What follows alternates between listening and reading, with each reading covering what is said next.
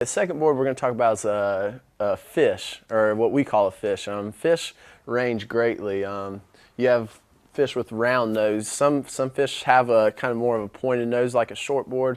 It's a very, very broad term in surfing. Fish, all kinds of different shapes come with a fish board. The main thing to know though is a fish is usually a board that you're going to ride in a smaller surf. A lot of people who typically ride a shortboard who don't necessarily want to move up to a longboard or a fun board, on days when we'll say have junkier surf, smaller surf, we'll pull out our fish. A fish usually will have, even if it has a pointed nose, a little bit rounder nose up top. You'll see this board does, whereas this fish right here, it's much more rounded. Another key to a fish is they're usually the width. They're usually a little wider than your shortboard.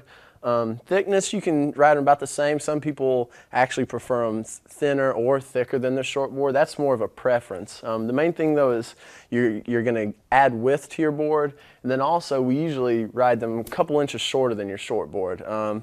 It's going to give you a little skatier feel to the wave, allow you to get from section to section a little easier because of that width. Width will give a board a lot more volume. But like I say, it's very, very broad range.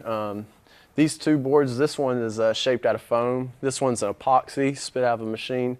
The epoxy boards are going to give you a little more float, but that's pretty much your overall with the fish. Like I say, it's light like a shortboard, but it's going to allow you to skim through those smaller waves much easier than a shortboard would.